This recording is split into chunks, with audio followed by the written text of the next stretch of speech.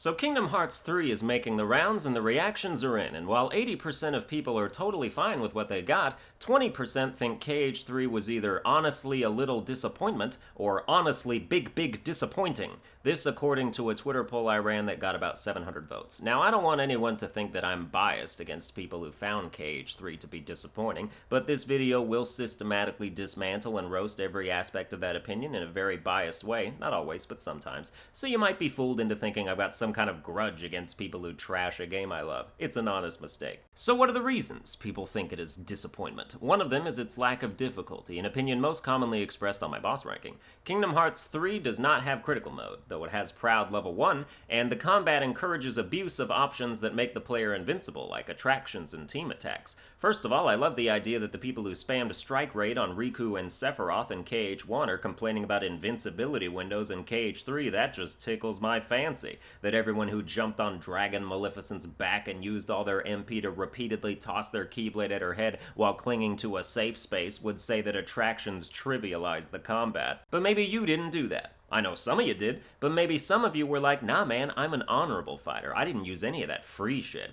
Well, nobody's forcing you to press triangle in KH3, are they? There's not a single boss in the game that needs to be defeated with an attraction. Even the Rock Titan can be spared the fate of the choo-choo if you just decide not to use it. And if you didn't use abilities in Kingdom Hearts 1, what does that mean you did to fight? It means you spammed X. People are complaining about spamming triangle now, because they prefer to spam X. The game has shifted the mashable button an inch upwards on the controller, and you don't like change. Well, guess what? You can still mash X to your heart's content in KH3. KH3's combat gives everyone what they want. It gives the X mashers the ability to mash X, it gives the people who like variety the Keyblade form changes, team attacks, attractions, and grand magic, and it also gives people who prefer older KH combat the Kingdom Key second form, which literally exists to bring back all the old combo abilities you missed, like Magnet Spiral, Ripple Drive, Limit Form combos, Sonic Blade, Ars Arcanum, and it introduced the Keyblade upgrade system so you can wield your preferred Keyblade throughout the entirety of the game without falling behind in stats. What's your fucking excuse? Hate something? Don't use it. Miss something? Use the Kingdom Key.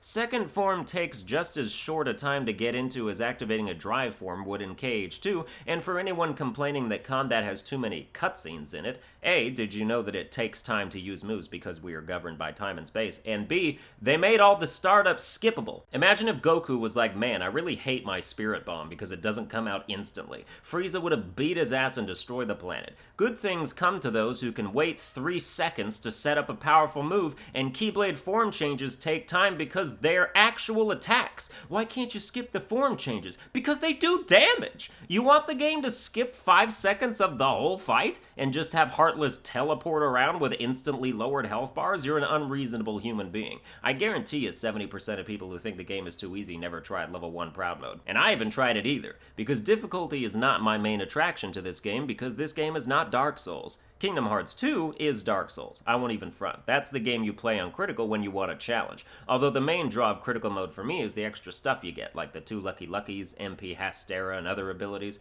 There's plenty of things you can do to make Kingdom Hearts 3 harder on yourself, by the way. Play on level 1, never use strength or defense boosts, never upgrade your Keyblade, never use equipment or armor, refrain from pressing triangle if you so choose. Like, do all that shit, and then come tell me how easy it was. The only difference between this game and Kingdom Hearts 2 is that here you have to make your own difficulty, and if you don't want to do that and still complain, then you can fuck right off. Another reason people are disappointed is that there are no Final Fantasy characters. Dude, I'm with ya on this one. They replaced Leon, Yuffie, Cloud, Aerith, Tifa, Sephiroth, Cid, Cypher, Rai, Fu, Vivi, the Goings, and Zack with Ienzo and 2 silent guards, and the only new reference to anything FF is a Dissidia display on a store shelf, and when you build a Cactuar out of blocks, which almost feels like a taunt by the developers instead of a nod. The only difference between us at this point is I didn't let it ruin the game for me. Nomura has stated he's not against doing DLC for KH3, so if the final ending cutscene with Sora and Riku and Verum Rex is a hint at a sequel rather than a DLC, Although even if it's a DLC, because it's not like you'll be trapped in it when you decide to do it, you'll be able to leave and come back almost assuredly. You know there's plenty of opportunity to have any amount of Final Fantasy characters make a DLC appearance. The game specifically takes the time to mention that Cypher and the gang are off on some training adventure, so I think there's a good chance you'll see them again, and with Radiant Garden as a world that still exists and is populated with plot-related characters, I wouldn't be surprised if some stuff happened over there too, and Leon and them came out of the woodwork to remind us that we may never meet again, but we'll never forget each other. Although I forgot about them pretty fast during KH3's story. They're just familiar, it's not like they're instrumental in anything. I know everybody trying to see Noctis and the gang make a crossover happen. Be great if they met up in Twilight Town and Ignis hooked up with Little Chef to expand the bistro's menu. That could be a great way to merge a couple FF narratives together. If we got to follow Cypher and the gang to whatever outskirts they ended up in within the same world, with FF15 characters in tow in our party. Damn. Getting off track though. Why else is KH3 disappointing to 20% of people? World selection. I think there are valid points and not so valid points here. Some people tried to tout the lesser number of worlds compared to previous entries without taking into account the fact that some of the worlds have the size and scope of like 3 worlds inside them. Olympus is 3 worlds in one, straight up. The city, the mountain pass, and Mount Olympus itself. Arendelle and Corona also take hella time to travel through. Pirates of the Caribbean, just fucking put a giant red X on one of your calendar slots if you want to explore that whole thing. And Big Hero 6 is a huge area despite being one area. These worlds are massive. The only worlds that are smaller than anything in any previous Kingdom Hearts game are the ending worlds in Twilight Town. And again, with DLC as a prospect, I think some of them can be improved even further with new missions in new areas of the world. I think Toy Story has plenty of locations it could add to bolster itself. Frozen and Tangled could add the actual Kingdom castles with us doing work for the royal families. Big Hero 6 could add more story locations. Pirates of the Caribbean could just settle the fuck down for a second and take a breather. There's no shortage of opportunities. I just straight up refute the argument that the worlds are worse in this game. You can have your lesser favorites like any other game. You guys aren't all gonna acquire collective Atlantica amnesia, are you? Which, for the record, I personally still liked in Kingdom Hearts 2. I enjoy the addition of a gimmick world into the system. It's why I really wanted a Cars world in Kingdom Hearts 3. Just a fun racing world to do tournaments in, like Olympus Coliseum used to be. Especially now that that's gone from KH3. The battle gates don't replace that for me. I do think they need to add a Coliseum-esque locale at some point, even if it's somewhere else. The worlds here are vast, gorgeous, and beautifully realized, and it's the best the series has ever done in making you feel at home in them and appreciating the scope of where you are.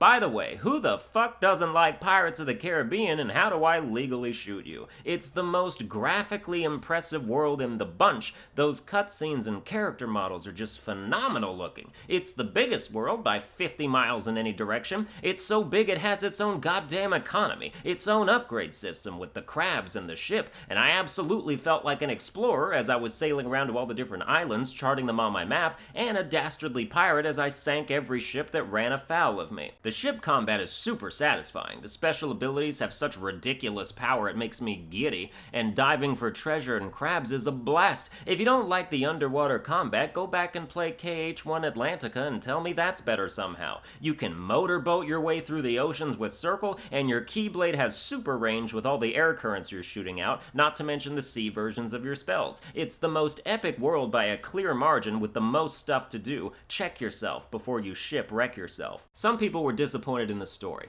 I don't know what to tell you. It's a Kingdom Hearts story. It's not any more or less Kingdom Hearts than the last Kingdom Hearts story. If there were parts of it you didn't understand because you didn't play all the games, you can blame nobody but yourself for that fun little predicament you placed yourself in. Maybe the gatekeepers who were being elitist pricks imposing shackles on your freedom of choice were actually trying to help you maximally enjoy the game you were actively trying to ruin for yourself. Just maybe. Hey, I can enjoy an unfinished puzzle just as much as someone enjoys a finished one. No, bitch, finish the fucking puzzle. Oh, sorry, didn't mean to be a puzzle elitist, you goddamn idiot. Christ and a half. If there were particular story elements you didn't approve of, I can't say you're wrong about some of them. Kairi was a complete waste this game. Clearly she didn't train hard enough in the hyperbolic time chamber, IDK what clock they thought was counting down, because she could have stayed there for the equivalent of 100 years, but they pulled her out early and unprepared just to get spinally dissected by Xehanort. She literally just could have been better, and they decided to make her not better.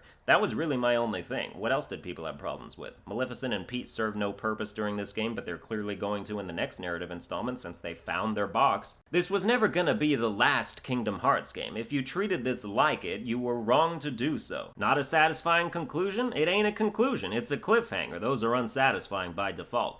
But plot-wise, the game laid out a plot from the beginning and then worked towards accomplishing it, and they did. That's how stories work. Sora was supposed to get the power of waking, which he never did, but then he was supposed to defeat Xehanort and his 13 Darknesses, which he did. They were supposed to bring back Roxas, Naminé, Terra, Aqua, and Ventus, which they did. Xion was a cool bonus. They did everything they set out to do with some unexpected consequences, but they persevered, and now they have more stuff to do, which means the story isn't done, which means your judgment is incomplete. Also, if you're a gaming YouTuber or reviewer who posted a video exposing how Kingdom Hearts' story is nonsense, damn, you are a visionary. Is that what happens when you leave your take in the freezer for 15 years and remove it 5 minutes prior to serving? Thanks for taking up the burden. The weight obviously falls on your shoulders to enlighten the public about Kingdom Hearts in 2019 with investigative journalism worthy of a Pulitzer. Kingdom Hearts' story is dumb and doesn't make sense. Can't imagine the personal investment that must have taken. You must have glanced at your TV at least 3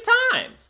Some people are disappointed because the game's quality doesn't reflect 13 years of development time. Well, neither does your brain. Roasted. Game wasn't in development for 13 years, it was 5, which is how old I assume you are if you cockily run around comment sections with inaccurate information. One notable Smash Bros. Player said KH3 looked like a remastered PS2 game, though I don't know how he finds the time to have dumbass opinions like that when he's so busy not making it out of pools and tournaments. Failure is time-consuming. Everything else becomes a blur in your peripheral vision, which affects your ability to judge graphics. I get it. How about you remaster your melee skills for Smash Ultimate? Kingdom Hearts 3 is fantastic and I loved it. That's gonna do it for this video. I hope you enjoyed it. If you did, you can like, share, and subscribe. Follow me on Twitter at Sunburned Albino and become a channel member to get access to an exclusive Discord server, among other things.